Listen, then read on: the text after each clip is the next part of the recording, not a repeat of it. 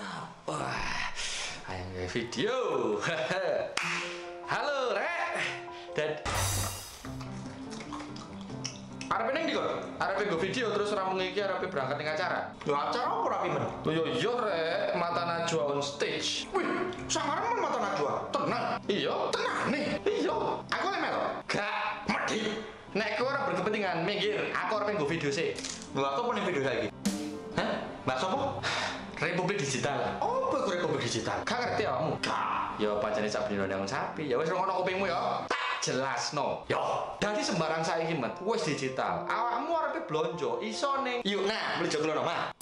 iya ning Yukna yo iso, tapi selain iku iso ning Yuk Sri, wetan omahe Wasmari. digital, Mat, digital. Apa digital? Yo pokoknya iso blonjo ning internet tekan HP-mu wae yo iso. Mangan, blonjo, komunikasi, bahkan tuku tiket bioskop saiki digital kabeh tekan HP-mu wae yo wis iso. Saiki 130 juta wong ning Republik Indonesia iki wis terkoneksi ning dunia maya. Masyarakat awake dhewe wis dadi salah satu pengguna internet terbesar, terbanyak di seluruh dunia, Mas. Wah, kuwah biasa iki wis ono ning internet yo. Iya bener. Wah, diskusi wingi lah wis ana ning internet apa durung ya? Hah? Ono. Awakmu iki arepe ngopo sih ning kene iki? Wis ora cukup ta? Ngganggu uripku sak dino niku ora cukup, Arepe ngopo awakmu iki? Oh, gak iki lho, arepe ngandani ono tamu nggo mobil sing ono gambare Trans 7. Lho, mobil Trans 7? Lho, wah, wis iso-iso aku iki. Ya wah, kon gak kon. Wah, ora ngerti opo lho. Opo sih kok aku disalah anu. Aduh. Halo Solo, piye kabare? Apik? Waduh. Lho kan? Iki nyambung nih acara Mata Najwa on stage. Ih, waduh, aku mlebu TV ya lo. Halo? Mat, yo opo sih kok? Aku mlebu TV ya iki ya. Loh, Mat. Iki aku dadak-dadak ketok ada TV. Mat sini aku awakmu. Mat, patenono, patenono saiki Ya. iki delok wong akeh Ya wis, iki. ya wis. Ngisi-ngisini ae. Gak, aduh ngisi-ngisini apa sih ya ora lah, iki lucu iki. Lho lucu opo iki kok didelok wong akeh iki iki. Ya wis, Patenono.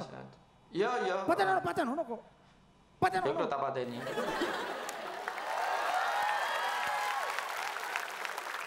Aduh, makasih Mas Bayu atau Mas Slamet yang ini? Oh ini Bayu, Slametnya nggak ikut. Kita lihat bagaimana kiprah Bayu Skak lewat video yang ini.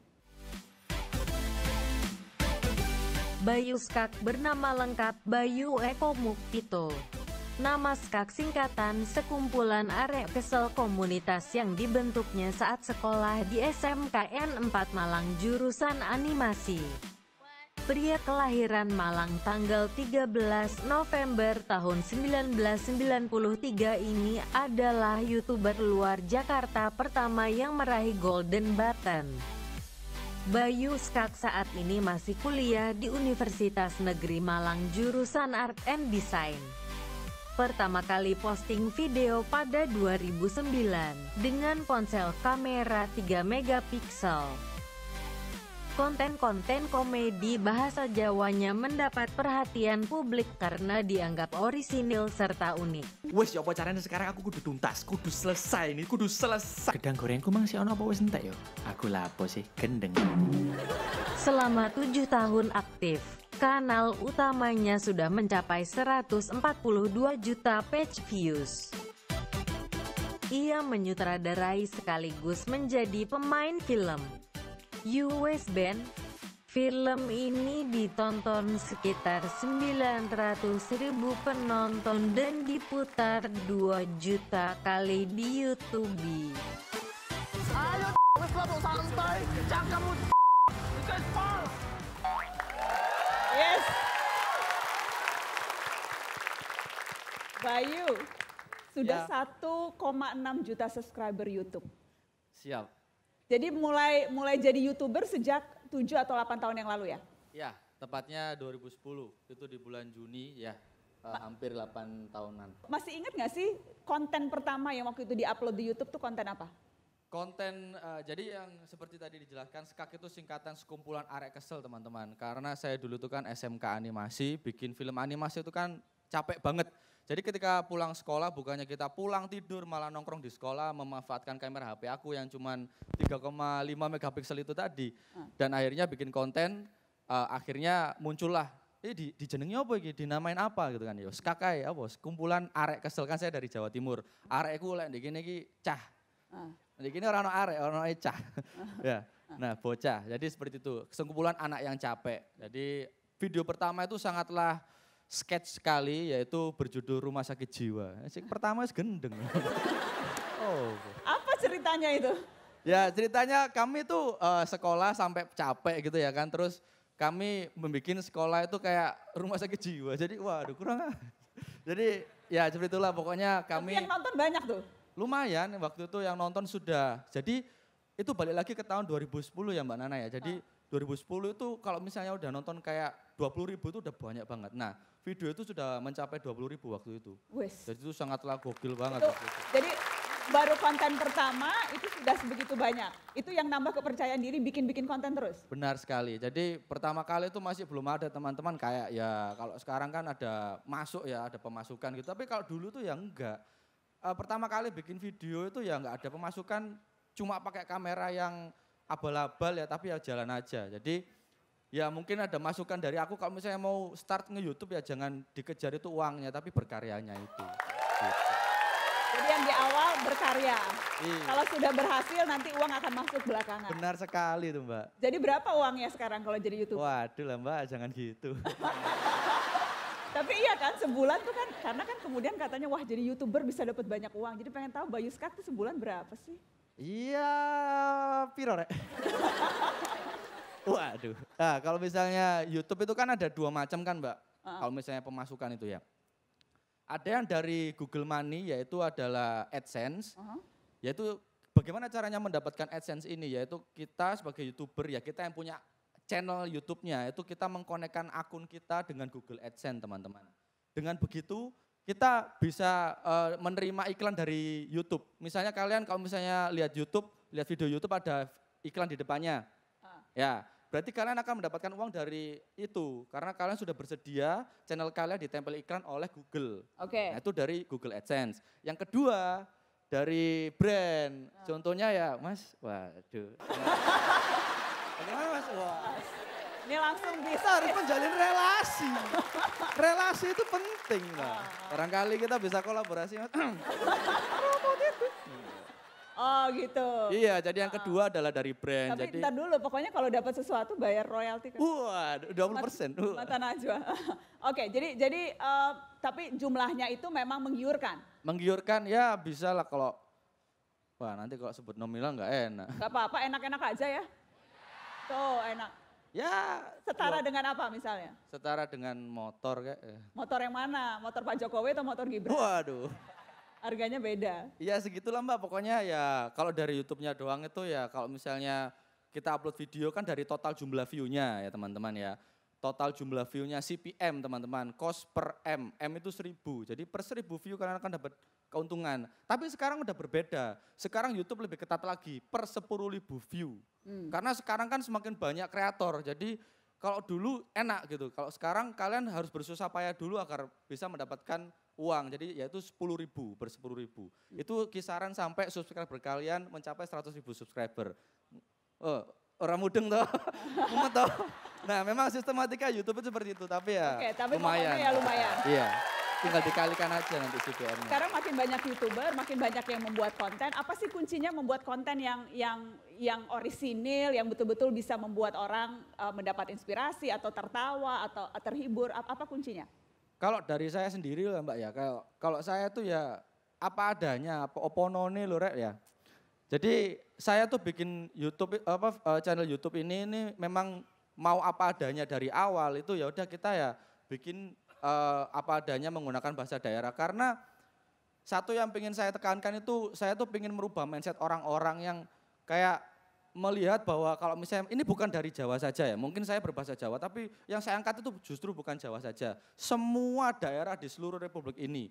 Jika kita itu orang daerah, katakanlah kita itu bukan dari kota, misalnya orang kota lihat kita itu kayak, oh daerah ya, daerah itu cenderung sama kampung gitu loh, kampungan. Nah ini yang sudah sangatlah salah kaprah, itu yang kita sudah dididik dari dulu bahwa daerah wis pokoknya desa, pokoknya kampungan. Nah ini yang saya ingin rubah, bahwa dari daerah itu ada unsur budaya yang dalam itu bisa digali menjadi sebuah konten yang unik. Contohnya saya menggunakan bahasa Jawa di setiap video saya, yang nonton banyak dan ini bisa menggembleng semuanya gitu loh. Iki lo iso, ini lo bisa. Bahkan anak-anak yang di Jakarta kayak ditepu, iya. GR aku gue. Bahkan kayak teman-teman saya di Jakarta itu kadang juga heran loh, baik kamu kok bisa ya cuma menggunakan bahasa Jawa kok bisa banyak yang nonton gitu loh. Padahal ya itu cuma bahasa Jawa doang, kami yang menggunakan bahasa Indonesia juga hampir sama-sama kamu gitu loh. Loh, jangan salah bahwa kalau misalnya kita menggunakan bahasa daerah pun, orang yang di daerah itu akan mensupport kita. Jadi jangan pernah minder lah teman-teman ya, kalau misalnya kita itu dari daerah, jangan. Ya kita rubah, sama-sama kita rubah bahwa daerah itu bisa. Bahkan saya pun kemarin juga mendapat tantangan yang sangat besar, yaitu membuat sebuah film. Saya pun di film ini pengen membuat sesuatu yang berbeda juga. Wes orang ngurus cangkeme ngomong apa pokoknya bahasa Jawa. Bahasa Jawa. Saya Seperti apa filmnya? Mata Najwa sudah menyiapkan cuplikan film Yowes Band. Waduh. Kita lihat cuplikannya, filmnya Bayu Skak yang bahasa Jawa. Oke. Waktu itu film itu bahkan juga ditonton sama bapaknya Mas Gibran ya? Iya Mas, biasanya sampai nonton filmku Mas. Waduh. Seneng aku sumpah. Jadi itu memang apresiasi yang sangatlah tinggi sekali ya. Jadi pada waktu itu Pak Jokowi pergi ke Malang, ada ya kerjaan di Malang, terus malamnya nonton Yowes Band. Waduh saya senang sekali. Sampai mau nangis katanya? Iya, jadi saya tuh gini loh, karena untuk mewujudkan ini semua sangatlah susah sekali teman-teman. Jadi di Indonesia ini ya, kalau misalnya kalian itu terjun ke dunia hiburan, selalu kenapa kok yang lagi rame itu langsung diajar semua. Kemarin ada horor yang ada seksi-seksinya lagi rame, semua bikin film horor yang seksi-seksian. Terus ada film komedi, semua bikin film komedi. Nah kalau misalnya gini kan kita nggak think outside the box loh. Ya karepku anjen arepe ono bahasa Inggrisnya cek rodok keren dikit tuh. Ya.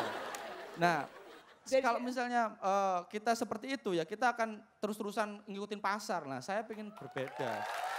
Yang menggunakan bahasa daerah, luar biasa. Saya ingin ke Nadiem dan juga Gibran, think outside the box.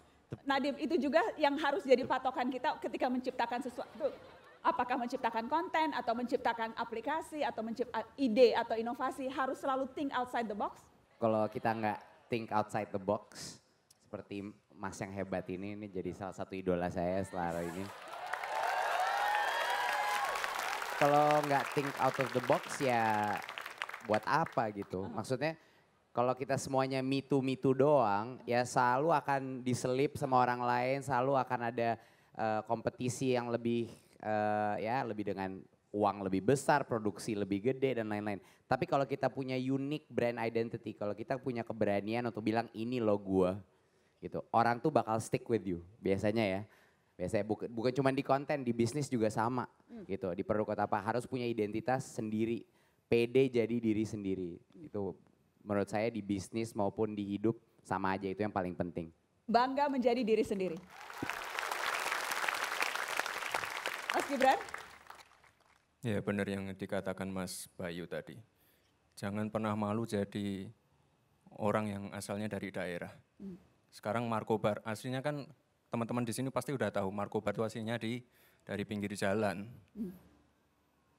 Dari Solo, sekarang udah 35 cabang di seluruh Indonesia. Dari Solo loh. Dari Solo? Iya. Dari Solo? Jadi dari Cah Deso begitu ya? Iya, Cah Deso. Dari Bapak saya juga Cah Deso dari Solo. Dari sekarang Solo. jadi ya. Apa? Nggak apa-apa sebut aja. Itu tadi di-cut aja. Nggak takat. Jadi dari desa jadi presiden. Iya. Terus jadi kuncinya apa itu artinya Mas Gibran? Jadi orang desa, jadi Cah Deso Enggak, kuncinya? kalau saya sendiri sih ini ya, memulai sesuatu tuh dari kota yang kecil dulu. Markobar di Solo sukses, kita coba di Jogja, kita coba di Semarang, kita coba di Jakarta. Jadi memulai sesuatu dari yang kecil. Dari yang kecil dan konsisten sedikit demi sedikit untuk mencapai target yang lebih besar. Kasih tepuk tangan dong untuk tiga anak muda ini. Banyak orang bikin startup buat nyari duit. Itu pemikirannya udah salah dari pertama.